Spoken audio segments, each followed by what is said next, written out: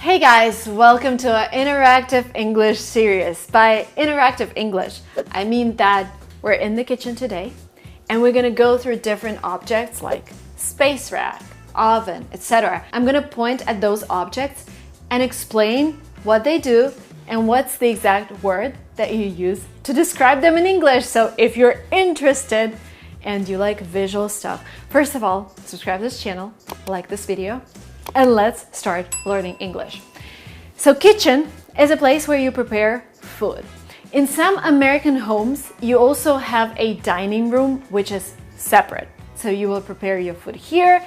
In our house, I'm gonna show you, we actually have this dining room, but I was like, why have a separate dining room when we can have kids' room here? So this is actually the previous tenant who lived here. We looked at the photos. He actually had a huge dining table here. And I guess that makes sense if you have a lot of parties at home, if you like to invite guests. But for us, we decided that we're gonna have this dining area as a part of our kitchen. And this is enough for us right now. All right, let's start with this corner. This is our dishwasher. We'll put our dishes here. By the way, if you wonder what this is called, this is your rack in the dishwasher. So something to put your cups, utensils on. We have dishwasher detergent, and it's right here. It can be liquid, but it can also be in packs. So we have these packs, and you put them in your dishwasher, and it helps your dishes stay clean. This is called Rinse Aid. And this is something again I've learned when I came to the US because in our previous apartment, our dishwasher said low rinse aid, refill rinse aid. And I was like, why do you need something extra? So this just basically helps your dishes dry better and they're sparkling, they're clean. Yeah, it kind of helps, but I also think people just invent a lot more stuff to get your money. I don't know, but we still use it. Rinse Aid. This is our sink, so if you wash your dishes manually, you use it. You use dish soap to clean your dishes. And you also have this tap. In Great Britain, it's called faucet. The thing is, whenever you travel, in every country, you will have different perks that taps have, so you kind of have to figure out how they work. The first time I entered this house, I switch on water and there is no water. And I tell the agent was here, and I was like, we have no water, and we're moving in today. I need water. We just flew here from Russia. And she said, try this. Like, seriously? And every single person who comes to this house, they tell me, Marina, you don't have water in the kitchen. We do have it. There's just this sensor right here to make the process more automatic. But I don't know. I don't really like it. Do you? If you're watching from Turkey, you probably know what this is. I think this is a Turkish thing. I've just seen a lot of those in Turkey. This is a juicer, and I've seen them in Italy as well. We used to use them for oranges, but now we got another juicer. It's right here. We use it for oranges. Something else that we have here, super important. This is called a chopping board. And you normally have several. You have a separate chopping board for your meat.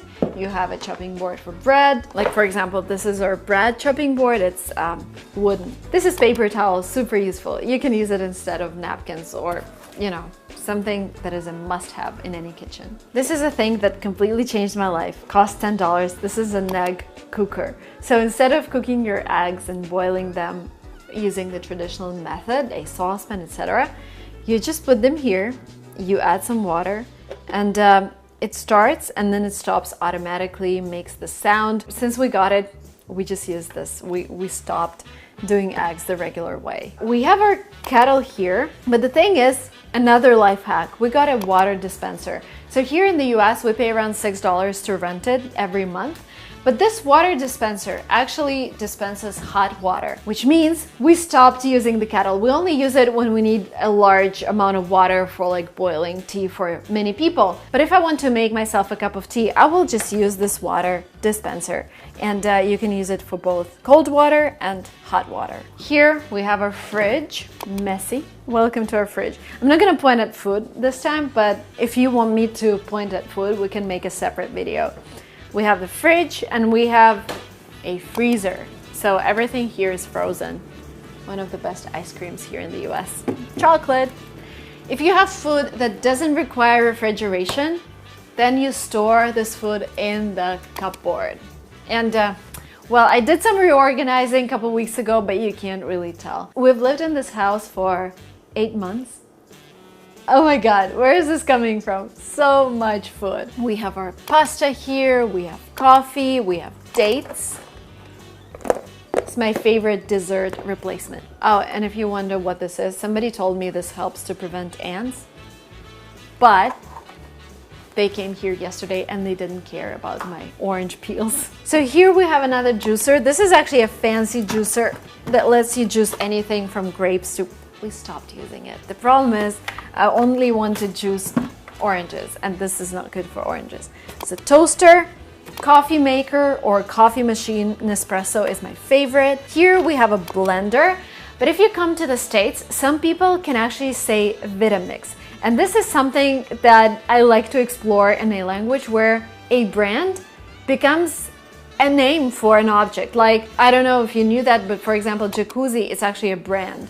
In America, we call this thing a hot tub, but because there were Jacuzzi brothers from Italy who started this company producing jacuzzis, people started calling them jacuzzis. Same with blenders. There is a company called Vitamix and they started doing blenders, but now people just say Vitamix. Vitamix costs around $600. This was like $39.99 in Costco. This is my waffle maker, but again, so bad. I've only used it like a couple times and then I decided that I need less gluten in my life. So this whole thing is called a stove. It can be electric and gas. A lot of states in the US, a lot of cities are actually banning gas stoves. So we already have electric. And this thing here is called an oven. So for example, if you're baking something, be careful when taking your tray out of the oven because it can be too hot. This is a kitchen towel, super useful for every purpose. This is your frying pan. This is a larger one, so we do vegetables here, but we also have a lot of different pans right here. We have like a smaller one as well. This thing here can also be called a saucepan, and this can also be called a pot. This is a gift I got from my friend who lived here in Silicon Valley. She attended Stanford and now she's gone and she lives in Paris. But before she moved, she gave me a lot of stuff for my kitchen. And this is my spice rack that was gifted by that friend. And we have several spices here. In a typical American home, you would also have some space for supplements. Americans love supplements. And this is what I also realized when I first came here. In every single home where I came, there was a special rack with a lot of supplements. And I was like, wow, that is exciting. Like, people care about themselves. People care about taking vitamins. And I've started doing the same and I feel better. Let's go through some smaller things that are also useful. This is a grater. You grate your cheese with it. This is a measuring cup.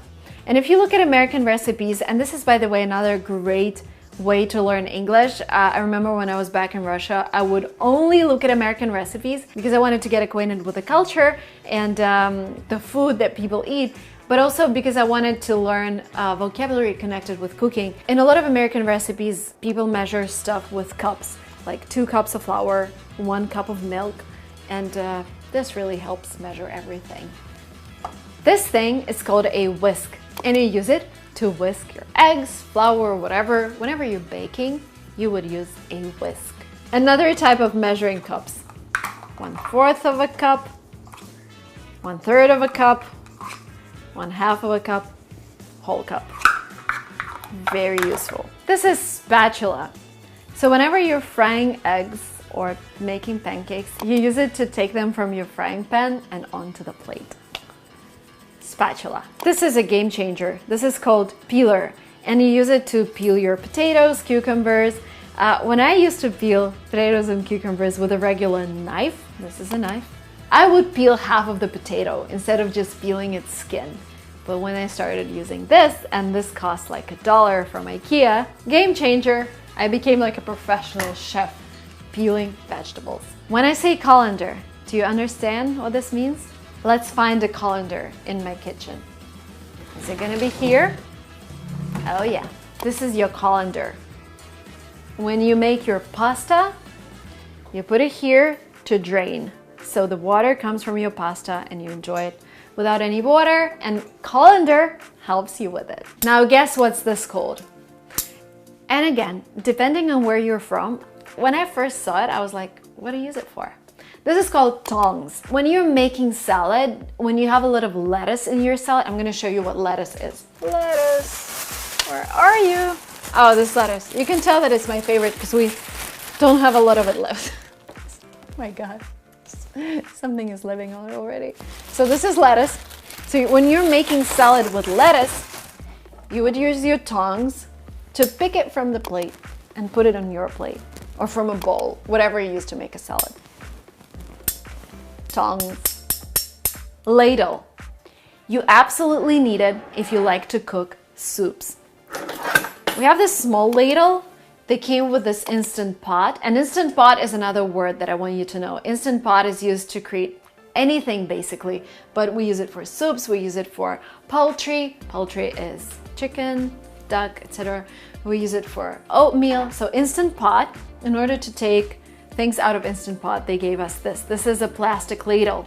And we also have a metal ladle. It's a big ladle. When we cook soups, we would take the soup with this ladle. Rolling pin. You use it to flatten your pastry whenever you're baking something. Rolling pin. This is called corkscrew for you to open your wine bottle. Corkscrew. Very basic, but just to remind you, this is a spoon, this is a fork, this is a knife, and we also have these amazing chopsticks. My friend brought them from Japan and they're a piece of art. This is a chopstick. Okay guys, I think this was really comprehensive, but I also realized there are a lot of other words that we haven't covered in this video, like kitchen shears. Like, these aren't actually scissors, these are kitchen shears. They help you cut through meat and bones. They have this special section, I guess that's for crab. Just because kitchen comprises so many objects, there are a lot more words to learn. And I think if this video passes 500,000 views, we're gonna make part 2 of the kitchen vocabulary. Thank you guys so much for watching this video. To help me reach this mini goal of 500,000 views, share this video with your friends who are learning English. And thank you so much for watching up to the very end. I hope you hit the like button and I hope you hit the subscribe button, and I'll see you very soon in my next videos.